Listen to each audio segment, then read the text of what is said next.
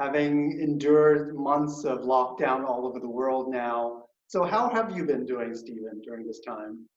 Well, I've been okay.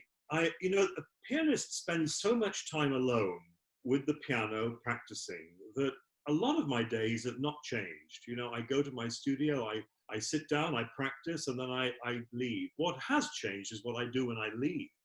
Because in the past here in London, I would get together with friends, or we'd go to the theatre or the ballet or concert. And now I come home, eat, and watch the television in the evenings. I do work hard during the day, and I tried from the very beginning not to treat it really like a vacation because I thought Yeah. probably I'd get depressed and bored. And so I've been working very hard. Fortunately, I accepted 3 commissions last year to write music.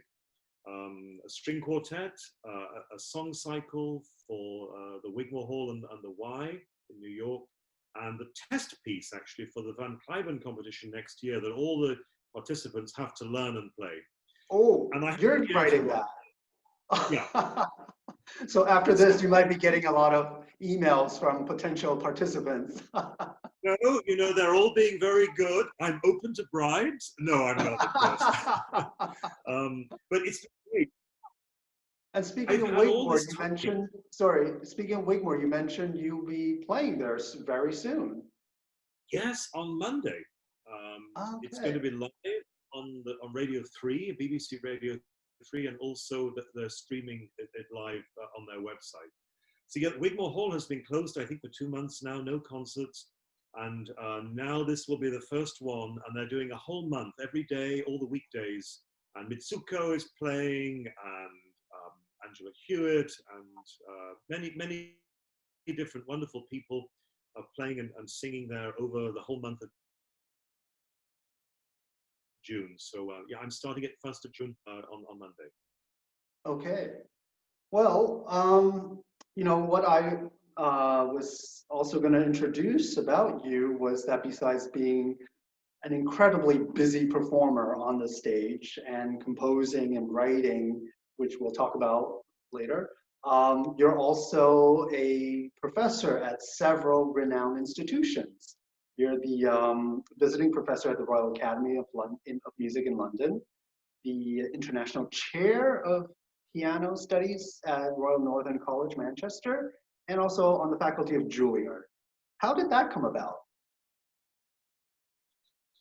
Well, Royal Northern College is where I went to do my undergraduate work. So they invited me to go in there, and I said, I really can't, I have no time, I can't do it. Well, come, how often could you come? 1 day a year. So I go, and I do 3 hours a year at the RNCM in Manchester. Okay. And like a master London, class. yeah, I do actually, I've been doing these, what I call them clinics. And what we do is we have maybe 12 students in the time, and rather than play a whole piece and have a lesson on that piece, they bring in one problem they're having with it, like a passage that they can't play, or a trill, or I can't finger these chords, or what do I do with the pedaling here? And we just work on that one thing for about 10 minutes, and then they leave the stage. And I've done it a lot now in different schools all over the world if I go and do visiting masterclasses. And Oh, it's that's a really great interesting idea. because I'm sure it's the same with the cello. Sometimes, it's not a piece that is difficult by itself. There's something in it which causes that problem. It's like having a car, nothing wrong Yes. with a car, but there's one bolt that's not tightened in the wheel. And so it feels like it's not right. So we do that work, and I do that now in the RNCM once a year, and also at the Academy in London. I can walk to the Academy. It's only about a 30-minute walk from where I live, but also there only 3 hours, or even sometimes 2 hours a year. But Juilliard, I do actually have students. I have 2 students, both of whom I share with other teachers because I'm not there all the time. But I have 2 master's students, and I really enjoy that. Also in New York, I have an apartment very close to Juilliard, so that's pretty easy for me to get in when I'm in New York. And I love working with those. I've had some fantastic, talented students. And my student from China just graduated, so I have a new student, I think also from China, but maybe grew up in Canada. and he's going to start with me in September. And then I have another American student at the moment who's on his second year of masters. So it's wonderful. I love working with young people. I wish I had more time to do it, but these keep me going. And of course, we're doing those lessons now like we are here on the internet, because we can't meet in person at the moment, which is a great Yeah. pity. Well, you know, as I was saying before, I think everyone here already knows about your illustrious career all over the world, having played with every major orchestra and every major concert hall and all that. But maybe, you know, you could tell us a little bit about how you got there. Like, you know, what was your beginning like getting into music? Because I think today we have a lot of listeners who are either on the fence or who really want to already go into music, but they'd like to look up to someone like you maybe and say, wow, you know, how did he get started? Wow. Well, how many hours do we have? You know, it's a big topic. And I would say, I remember seeing Colin Davis, the great conductor, being interviewed on television. He said, I said to my children, you mustn't go into music. Whatever you do, don't go near music. And he said, I knew if they disobeyed me, then they would have what it takes to do it. Because I think it's not something that you do because you think, oh, that might be a nice thing to do. You have to be passionate about it. And you have to be prepared for a difficult road, because I think even people who have a success, and that's a point, I don't know how many percent of those who go to music school actually make it in any way that they're earning a living from playing concerts. Even they go through difficult patches, and we can all have years when it goes well. We can have injuries, we can have just career switches, things for whatever reason, and none of us quite really knows. We're not invited as often as we were, or you know, we suddenly have years when everyone seems to want to invite us, and how's that happened? And so it's a very precarious life, and I think what has to fuel you is the love for music itself. If that's not there, if you think of it as a way to be famous, to be rich, to be successful, it's not the way, it's not going to happen like that, really, very, very rarely. Yeah, there are much easier ways to do that now, probably on TikTok and Instagram. But then how did you, when it came time to choosing or finding a teacher in school, what were your motivations or your criteria? Well, I ended up doing my master's at Juilliard. I went there when I was 19, and I sort of, I wanted to be a pianist. I've been playing actually more or less in public since I was 8, but very little. My parents never pushed me, and that's, if there's one thing I would like everyone to take out of this webinar, is don't push your kids. You know, if they don't want to practice, if they don't want to be a musician, please don't force them, because I've known so many sad people and disturbed, distressed children who are pressured. No pressure. You should, of course, you need to work incredibly hard if you want to have a successful career. You have to, as an instrumentalist, but do it all with an easy heart and with a smile, and not feeling like you're, you know, I don't want to, I hate to feel anyone ever felt like that. And I'm very grateful to my parents. But so I ended up at Juilliard, and I entered the Naumburg competition, which is a competition based in New York. I was 21. I was going to start my doctorate. I had no thought of having a career at that point. I thought I was having fun with my friends in New York, and we were smoking cigarettes in the hallways and going out drinking at night and having long dinners and practicing as little as I possibly could. But I entered this competition, and I found that I'd won it. I was not expecting this. And so at 21, suddenly, Chicago Symphony, what do you want to play with us next season? Philadelphia Orchestra, so when are you, we have a date in June. And so suddenly at 21, I had to grow up very quickly and get a manager and get a social security number and face the real world. And it was, I ended up in hospital a few months after that with nervous exhaustion, and it's tough. I won't take that away. And we all survived by the skin of our teeth, but I was lucky. I pulled through. I managed to learn the repertoire I needed to. Every concert you give at that time is a debut. Yeah. So you think when you win a competition, that your days of auditioning and competitions are over. No way. Every single concert you give is like another competition, which you're being But why did you choose to go to Juilliard before that? Well, my languages were not very good, and I had a scholarship to study abroad, and I thought, well, America, I won't have to learn French or German. I can just go. Really? It was as simple as that. And who did you study with? I studied with two teachers when I was there, Martin Cannon and Adele Marcus. I'm really not someone to follow in this because I was at a party in London.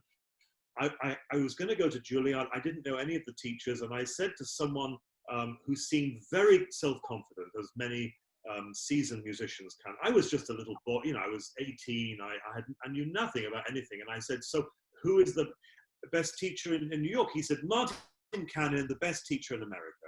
And he said it with such confidence that he had to be right. So I signed up to study with him. I had no idea who he was or anything. Oh, really? So I ended up. So basically, you know, because nowadays, I think a lot of young people and their parents, they do a lot of research, you know, into, not just for musical studies in general, studying overseas, right? They can go online, they can look up people on YouTube and LinkedIn and Instagram and whatever, find out as much as they can about teachers and schools. And in your case, you kind of just went in almost half blind, right? Or fully blind, yeah. Fully blind. I looked up his biography, Martin Cannon's, in the Juilliard book. I mean, then you had to go to a library. There was no internet. There was nothing. So I found the Juilliard handbook and I looked him up. And I saw that he'd been Rosina Levine's assistant. So that I thought was interesting. She was the great famous teacher of a generation before mine. She taught Van Cliburn and John Browning and many other great artists. So I thought, okay, well, I guess if he was her assistant, he must be good. The interesting thing is when I went to study with him, he couldn't bear Rosina Levine and he'd rejected everything she said. So in fact, this is another interesting point. I mean, I don't want to go off on too many tangents, but I think little nuggets of thoughts about study. You know, often we look at a teacher, we say, well, this teacher studied with XYZ, or he or she studied with a student of XYZ. Don't let that guide you, because very often the best musicians will not reject their teachers, but will go off in a completely different direction. And that's a success story.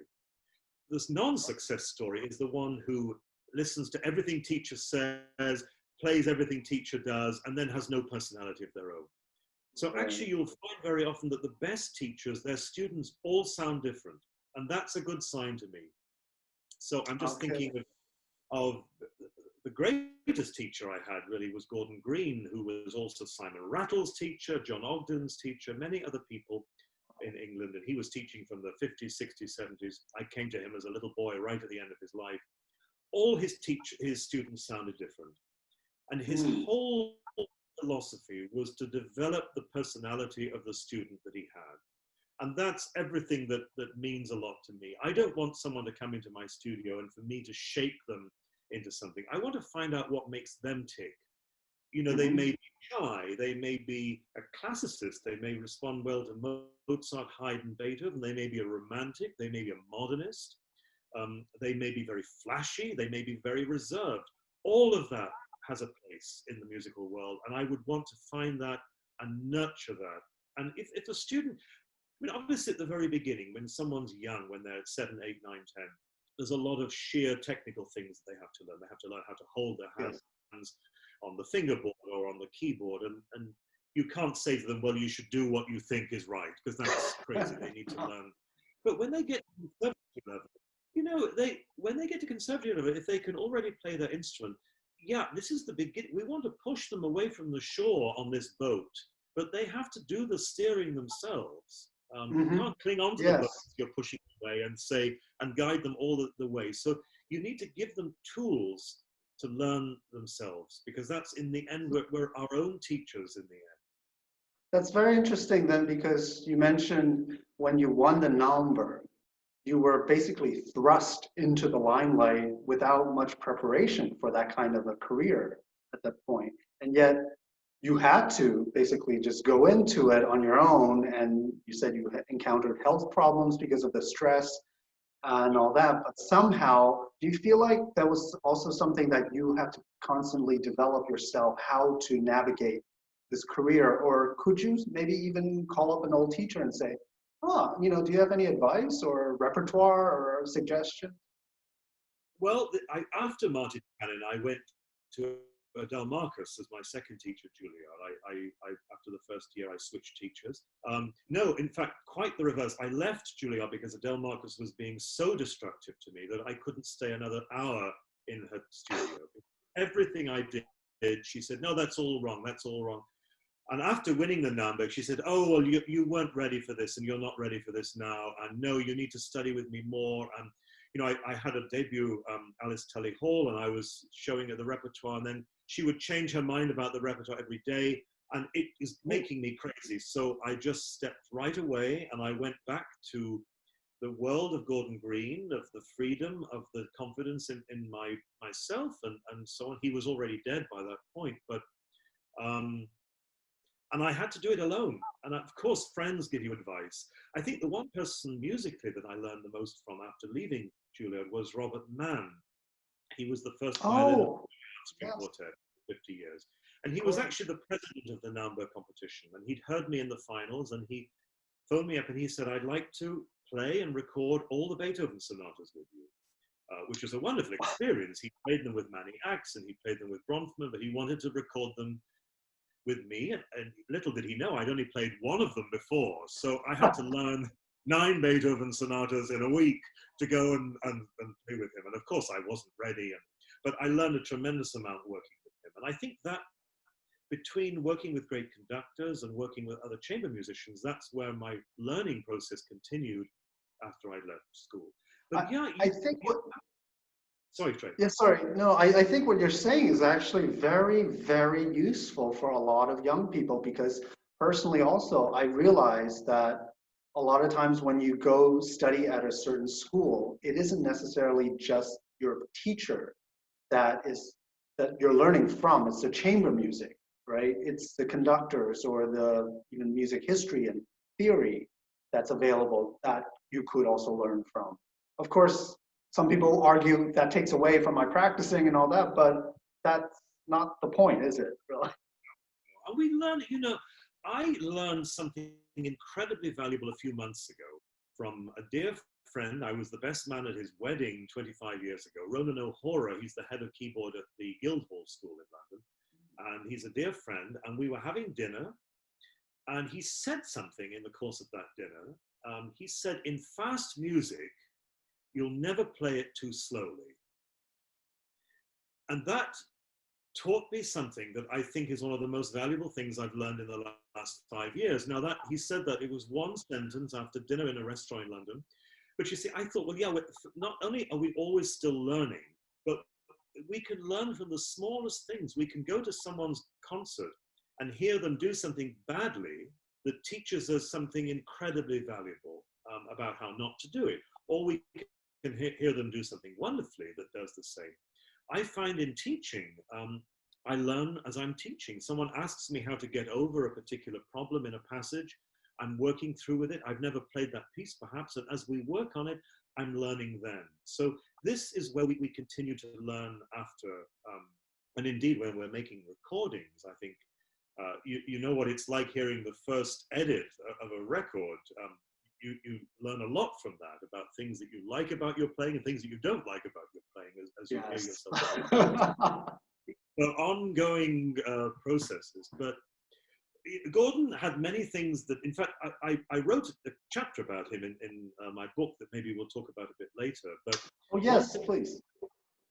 One thing Gordon said, which someone else told me about recently, which I really loved, he was actually a student of his from China who had finished, he was graduating and going back. And he said, now, I want you to go home and forget everything I told you. And that tells you a lot about him, his humility, but it also tells you something very wise in the sense that you need to, it's like an instruction book.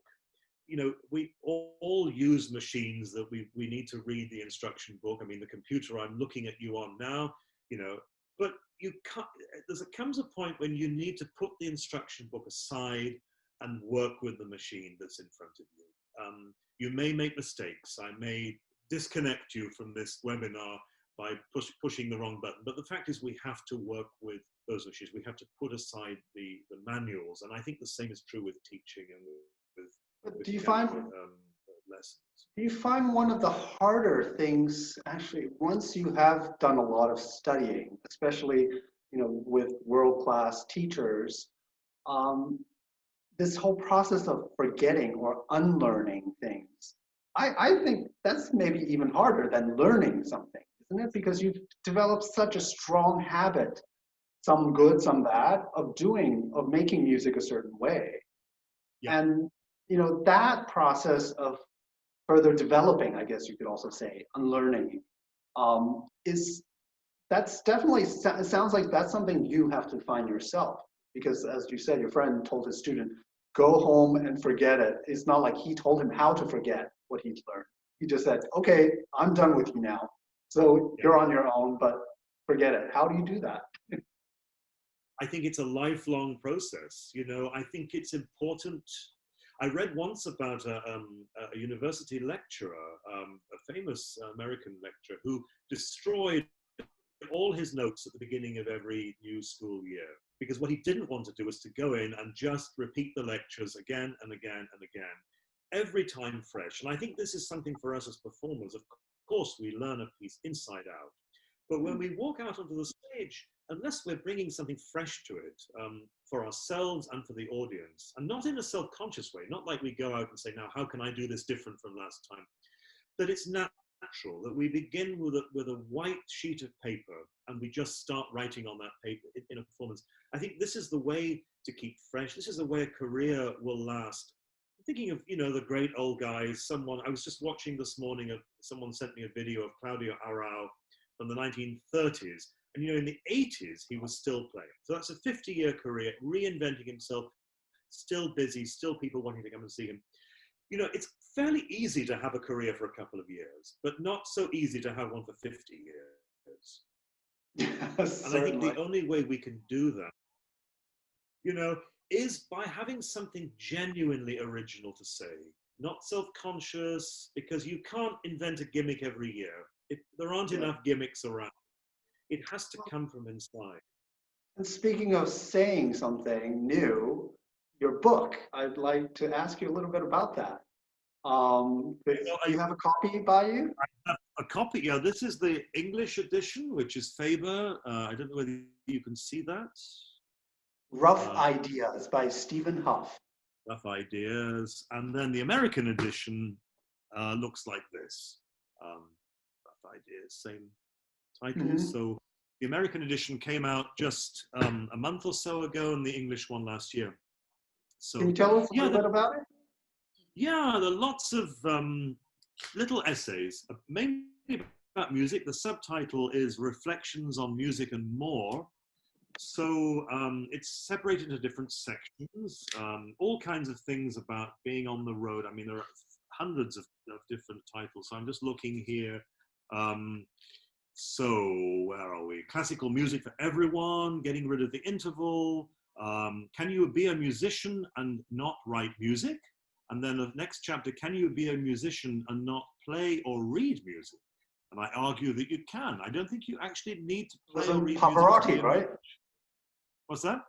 Pavarotti was famous for not being able to read music. He can sing. I'm talking about an audience. I've met people whom I consider great musicians who don't read or play or sing.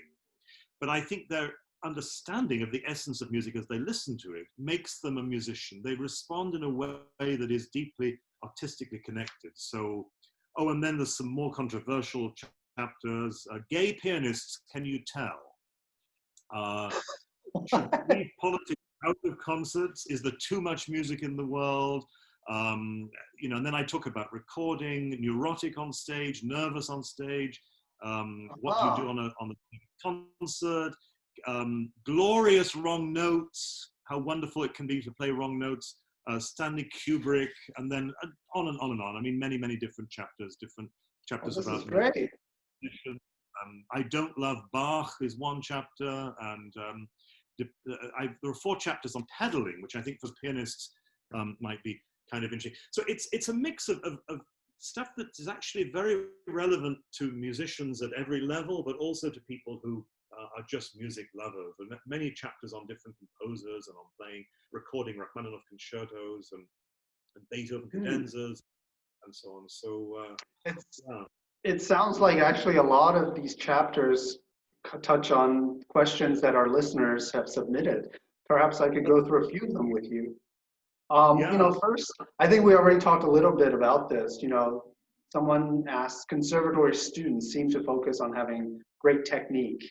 And they asked, what do you think of this? What makes a student stand out? And I think you already touched on it before about having something genuinely original to say and not just repeating everything your teacher tells you, right? Yeah, that's true. I mean, I think with technique, you can't have too much technique. You don't deliberately stop having a better technique than you could, and all of us need to keep in shape. But what is a great technique? What is a great virtuoso technique? First of all, on the piano, it isn't just playing the notes, obviously. It's the sound you create when you're playing the notes. It's the pedaling. But then beyond all of that is what you have to say. If you're an actor and you can remember every role ever written and never make a mistake, you haven't even begun because you're a character. So you come out to play Hamlet on stage. It's not just about saying the words. It's about creating the character on stage. And if you make a mistake, if you get actors, great Shakespearean actors have told me, every performance they get some words wrong. But that's not really the point.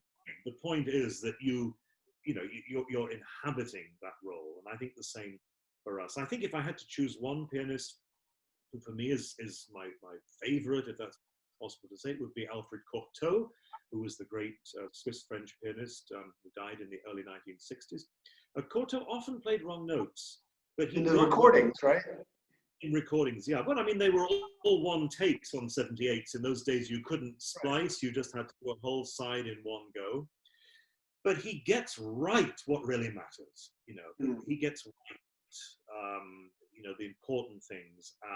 And sometimes the first note of a piece will be wrong. Well, anyone can play one note of the first note right. But the point is that he's starting that piece with a certain gesture that's about being a human being, and human beings get things wrong. Thank goodness. And this is very interesting because this whole competition culture, this obsession with competitions these days, I think it's so easy for everyone to think that, well, music is so subjective. The only objective part is just counting the number of wrong notes, right? Yeah. So, yeah. I mean, do you think judges really do that? Or are there enough artistically inclined judges who will overlook that, or at least if it's only a few wrong notes? Of course, if it's a million wrong notes, then forget it. But, we're all humans. We are. I mean, there are good and bad wrong notes. I speak about this also. But you know what I mean? I think, and it depends also on repertoire. If you play a piece like the Hammerklavier or a Passionata sonatas of Beethoven with absolutely no wrong notes, I don't think it's right. The piece is meant to be a struggle. Beethoven is struggling with that material. It's about this human overcoming of incredible adversity.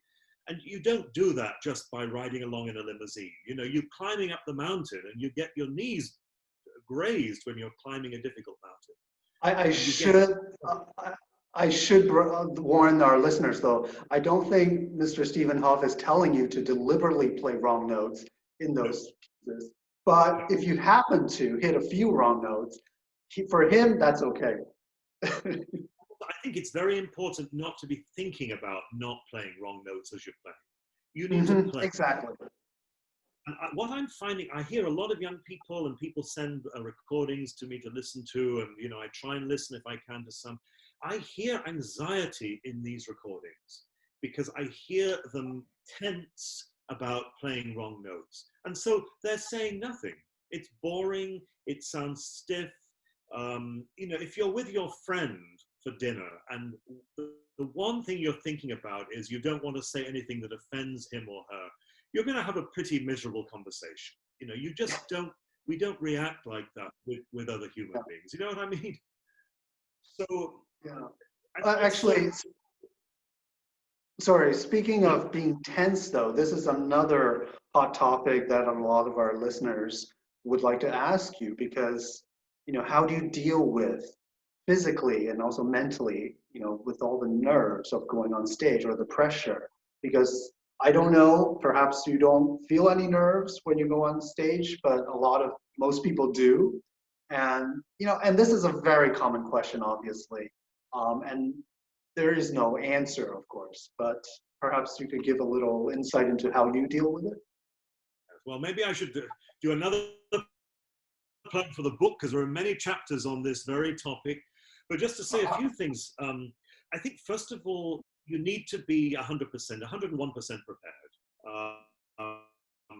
That is the essential thing. And Horowitz, the great pianist, he used to say before going onto stage, and he was a very, very nervous performer. I mean, he would literally be physically sick sometimes. But he would say to himself, I know my pieces. He'd worked on those pieces so much that he knew them inside out. So that's the beginning of it. There are other things. I think one thing is to breathe.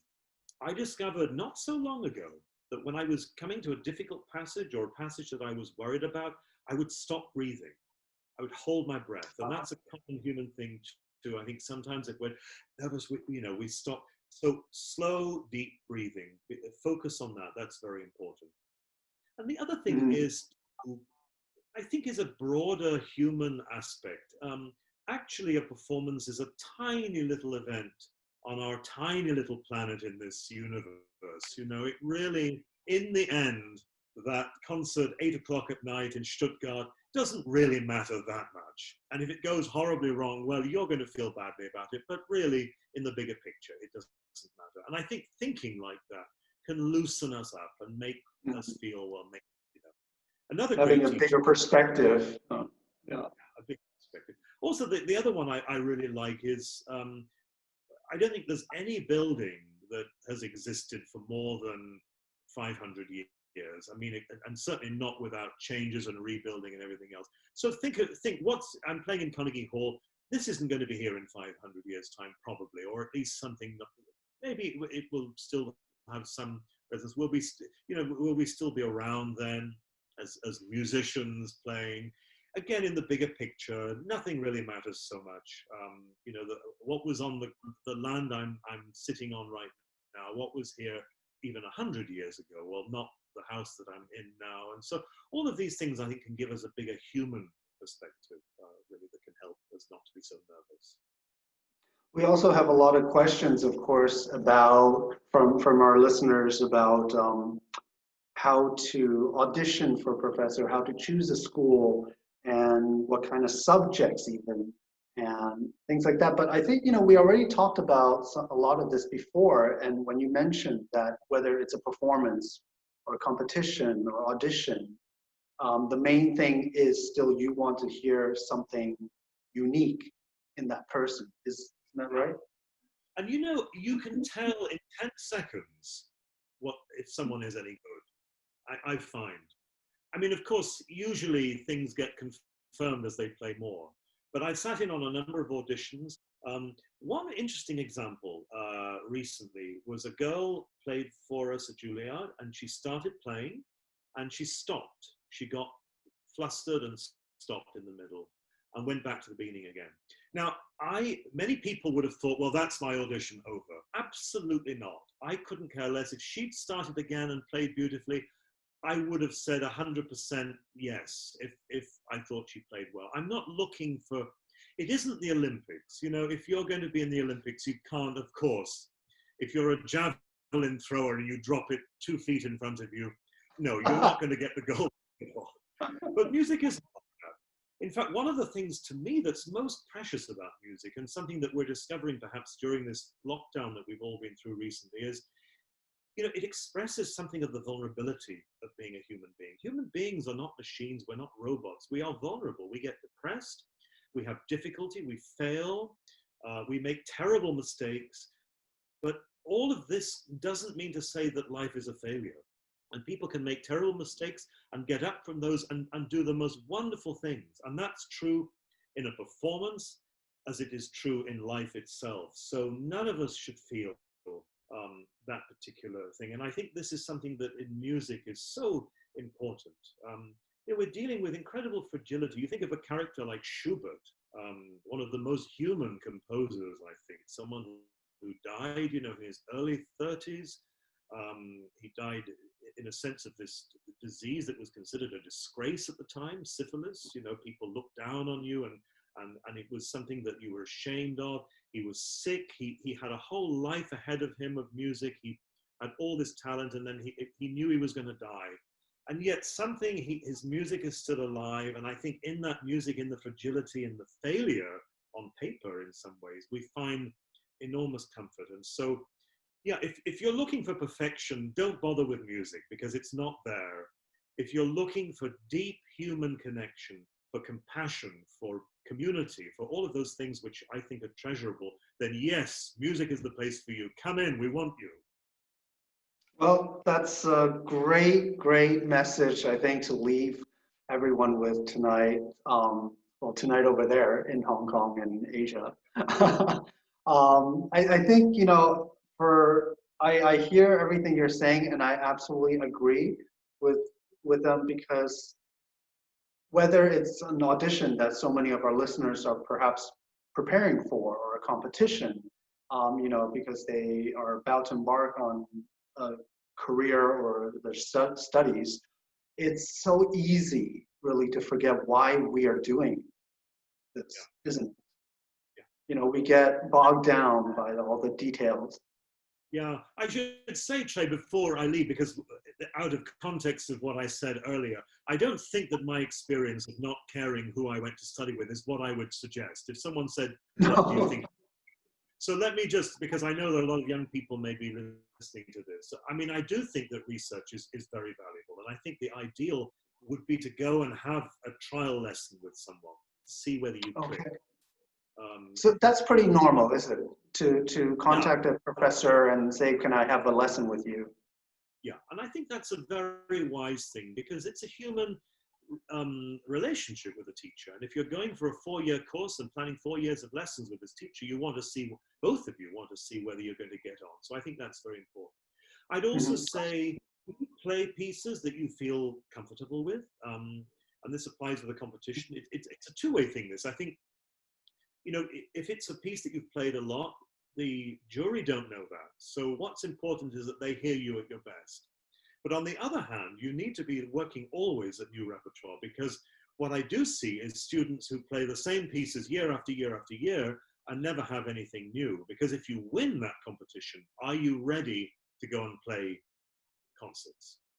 Many people think of a competition as a goal. It's not, it's just the very beginning. It's the starting pistol, winning a competition. You then have to go and run the race after that, and you need a lot of repertoire. Let's say you win a competition like Leeds or Van Cliburn, you have 80 concerts to play, and maybe you'll need 3 recital programs, 6 concertos. Do you have them? Are you ready to go? So don't enter that competition unless you're prepared to win it. Yeah. Well, thank you for these very, very wise words. And I think our listeners have benefited greatly from everything you've said, and just hearing about your experience. It's very inspiring as well.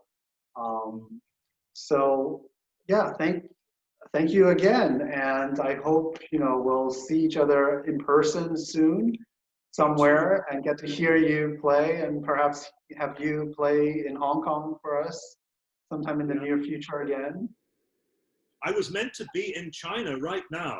I had 4 orchestra tour of China, so I think I was meant to be in Shanghai this week. So unfortunately, because everything was cancelled, of course, so all of us are doing different things, but still I send everyone in Hong Kong my very best. I love Hong Kong. It's one of my favorite places to visit and play, and the audiences are fantastic, and so many talented pianists there. So I send you all lots of love and best wishes, and yeah, I hope to see you very soon.